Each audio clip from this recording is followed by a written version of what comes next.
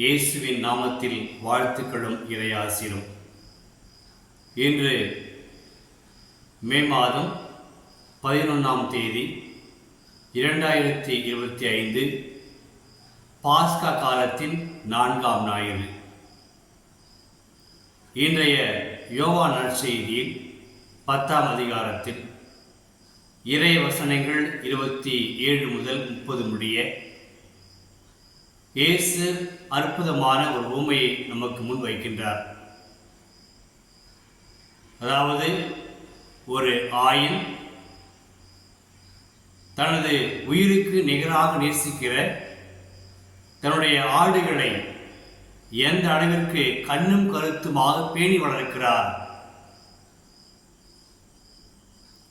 அவற்றை பராமரிப்பது, பாதுகாப்பது, நல்ல விளைச்சல் நிலத்திற்கு அழைத்து செல்வது, நீரோடைகளுக்கு அழைத்து செல்வது, வெயில் நேரத்தில் நல்ல நிழலில் அவர்களை ஓய்வெடுக்க வைப்பது, இப்படியாக ஒரு ஆயன் தன்னுடைய மந்தைக்குட்பட்டிருக்கிற ஒவ்வொரு ஆடுகளையும் கண்ணும் கருத்துமாக நேசித்து அவற்றை பராமரிக்கிறார். அந்த ஆடுகளின் நலனை தன்னுடைய மகிழ்ச்சி என்பதை வெளிப்படுத்துகிறார். இந்த ஊமை போல நம்மை படைத்து பராமரிக்கின்ற இயேசு இறை தந்தை, நாமெல்லாம் அவருடைய அன்பு ஆடுகள், அவருடைய இதயங்கள்.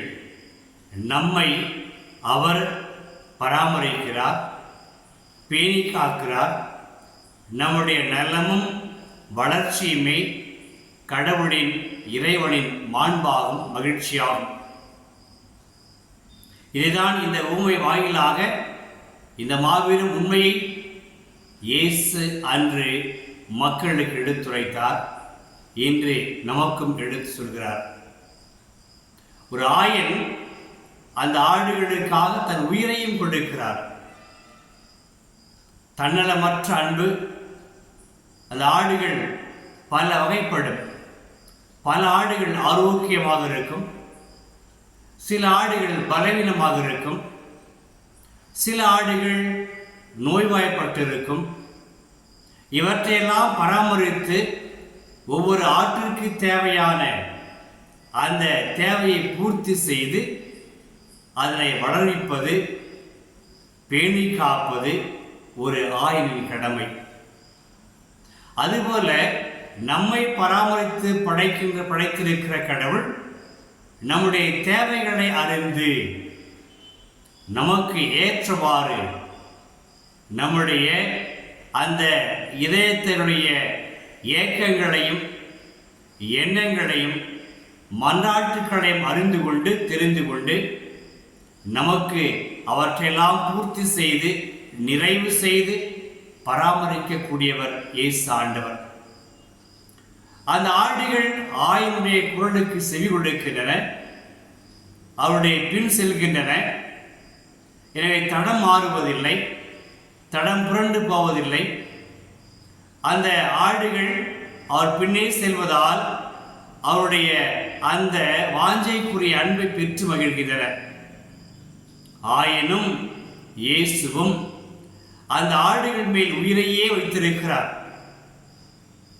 ஒவ்வொரு ஆடும் அவருடைய கண்களாகும், அவருடைய இதயமாகும். அது மட்டுமல்ல, அந்த தனக்கு ஒப்படைக்கப்பட்டிருக்கிற ஒவ்வொரு ஆடுகளை மனிதரையும் இயேசு தன்னுடைய இதயத்தில் வைத்து பேணி காக்கிறார், பராமரிக்கிறார். அதுவும் பாஸ்கா காலத்தில் இருக்கின்ற நமக்கெல்லாம் அது இயேசு நல்லாய் நேசு கொடுக்கிற அன்பு செய்தி. நாம் அவருடைய அன்பு ஆடுகள். நம்முடைய ஒவ்வொருவரின் பெயரும் அவருடைய இதயத்தில் பொறிக்கப்பட்டிருக்கிறது. இரவானாலும் பகலானாலும் மழையானாலும் வெயிலானாலும் நம்மையெல்லாம் பராமரிக்கக்கூடியவர், நம் நலனே முக்கியத்துவம் என்று வாழ்ந்து கொண்டிருக்கிறவர் இயேசு ஆண்டவர். இதிலும் குறிப்பாக இன்னும் ஒரு செய்தியை கொடுக்கிறார். இந்த ஆடுகளுக்காக நான் உயிரை கொடுக்கிறேன். இந்த ஆடுகள் நிலை வாழ்வை பெற நான் உதவிடுகிறேன், அவைகளுக்கு நிலை வாழ்வை அளிக்கிறேன். இயேசு இந்த உலகத்தில் பிறந்து வளர்ந்து உயிர்த்தது நாம் ஒவ்வொருவரும் நிலை வாழ்வை பெற்றுக்கொள்ள வேண்டும். இந்த நிலை வாழ்வை பெற்றுக்கொள்கிற அந்த முயற்சியில் இறைவன் நம்மோடு துணை நிற்கிறார். நாம் அந்த குரலுக்கு செவி கொடுக்க வேண்டும், ஆய்வுடைய பின் செல்ல வேண்டும்.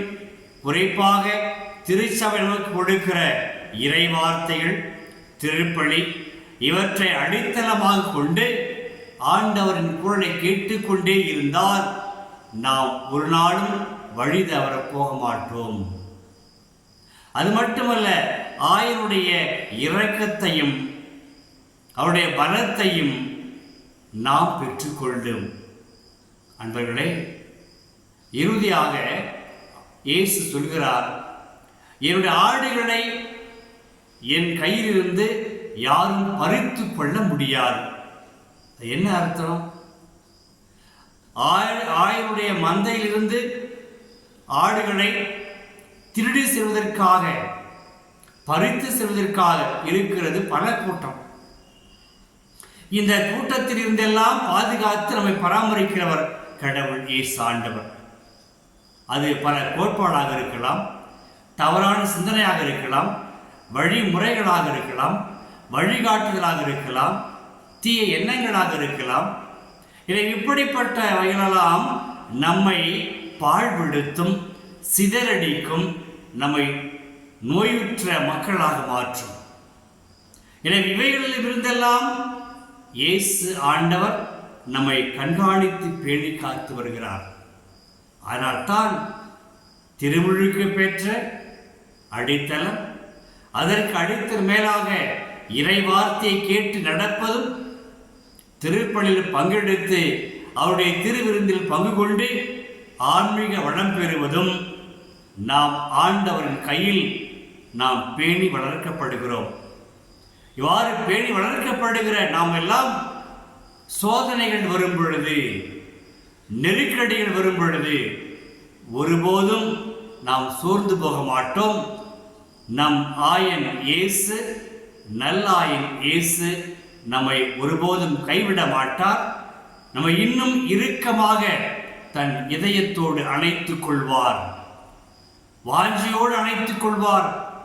குறிப்பாக நலிவுற்ற மனிதர்களை, வாழ்க்கையில் போராடி கொண்டிருக்கிற மனிதர்களை, பலவீனப்பட்ட மக்களை அவர் சிறப்பாக கண்காணித்து அந்த குடும்பங்களையும் குடும்பத்தாரையும் தனிநபரையும் இறைவன் அன்போடு அந்த ஆயனுக்குரிய பேராசையோடு பேரன்போடு அரவணைத்துக் கொண்டு அவர்களை கண்ணும் கருத்தாக வாழ வைப்பார் என்பதை இன்றைய நற்செய்தி வாசகம் எடுத்து சொல்கிறது.